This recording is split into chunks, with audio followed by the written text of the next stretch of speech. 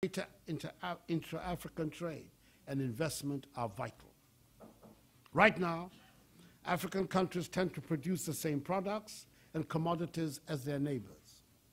Our lack of economic diversification limits the usefulness and therefore the levels of intra-African trade, since what we produce goes to and what we need comes from the world's more advanced economies.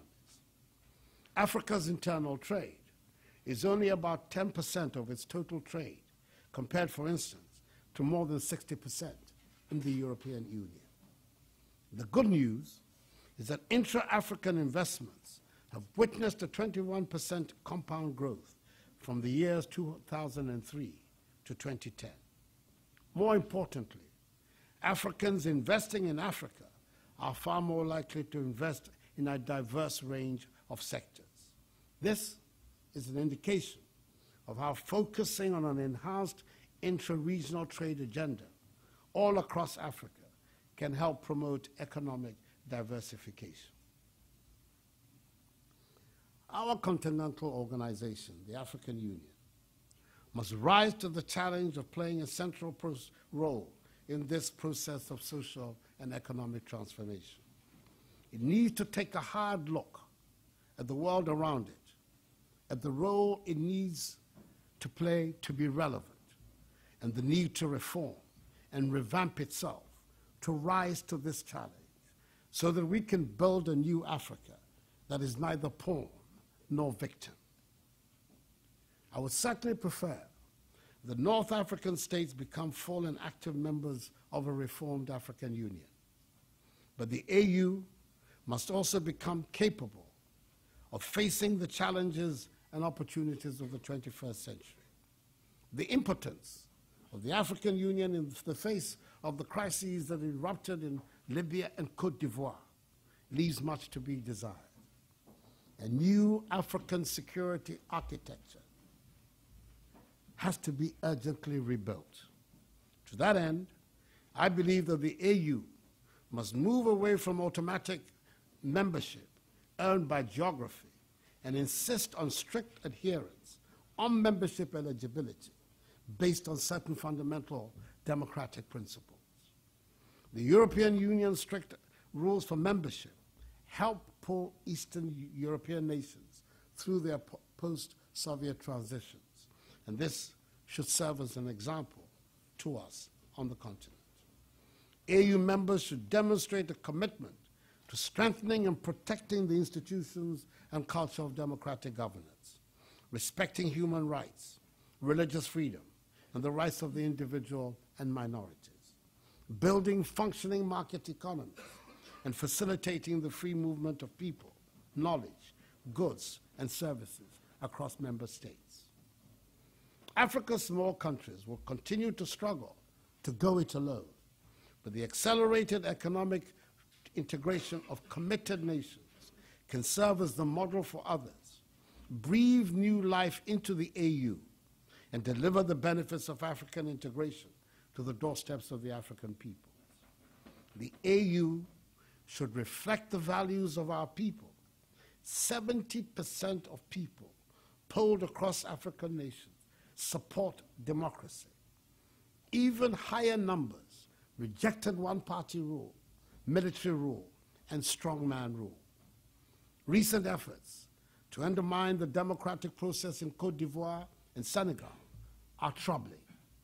Attempts to remove term limits and the failure to recognize the results of legitimate elections are a pattern from which the continent must move. It is time we heard African leaders and institutions speak strongly and clearly with one voice against such retrogressive developments. In this century, we should speak with one voice, one set of common values to determine the direction of our continent.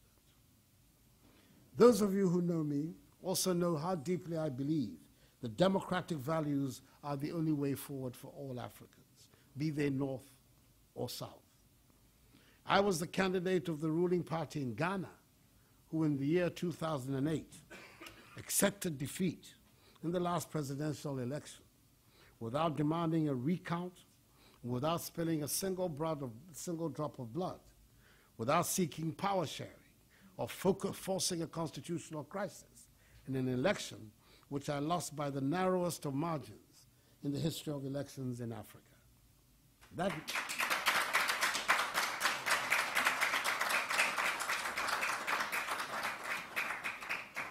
That margin was 0.46%, some 40,000 votes in a poll of some 9 million voters.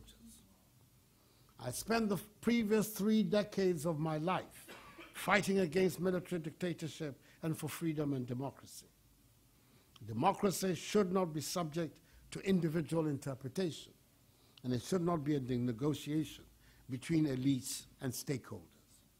I was not prepared to put my personal ambition before the principles that made me a politician in the first place. Democracy is best established when institutions are trusted, the rules of the game clear, and political actors are prepared to win and lose.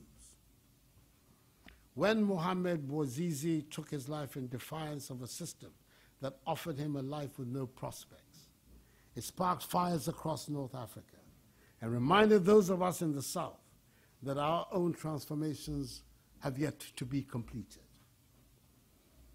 The pressing challenge for all of us is how we negotiate successfully the interface between elections and democratic governance, institution building and development, poverty and economic growth and jobs, with the overriding objective being enhancing the dignity of the African, whether they be Berber, Dinka, Wolof, Hausa, Yoruba, Igbo, Ga, Akan, Shona, Zulu, Ewe, or Kikuyu. Democracy, whether in Ghana or Libya, Tunisia or Botswana, has to be seen to be delivering on 2 fundamental fronts. The electoral process must command the full confidence of voters, and elected leaders must use their mandate to serve the interests of their people. The transformation of North Africa is not going to be smooth. They will stumble, as their southern neighbors have done. They will face crises as we face crises. But we can no longer pretend that there's any other option than democracy for enhancing human dignity. I believe Africa, a united Africa of North and South, can cross this threshold of accepting democracy as the only way forward and never look back, using the stability and legitimacy gained to unleash energies to drive the transformation of the continent. There's a lot of talk that this will be the Asian century, the Chinese century. But do take it from me. The 21st century holds excellent prospects for Africa. This can be Africa's century too. We need to get Africans to believe in themselves. We must begin to see who we are as superior to what we are and where we are. This can be Africa's century, and Africans deserve leadership that can get them there. We need transformational leadership, and Africa united in the quest to build societies of opportunities and aspirations can change the landscape forever if it stays on the threshold, on the trajectory of freedom, democracy, and economic transformation. I believe fully in Africa's potential and the ability of Africans to realize it. Thank you very much indeed.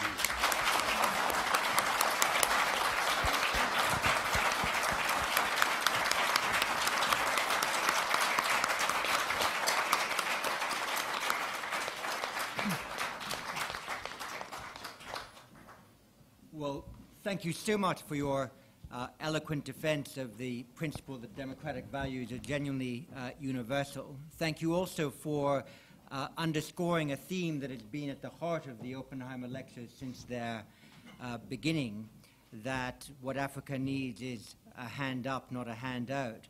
Thank you also for inviting us to think of North Africa as an undivided whole of all of Africa. And thank you also for making a very dramatic policy pronouncement for the international affairs of the African continent by calling for a new African security architecture to be rebuilt, and that the African Union itself should not draw its membership uniquely from the rights conferred by geography.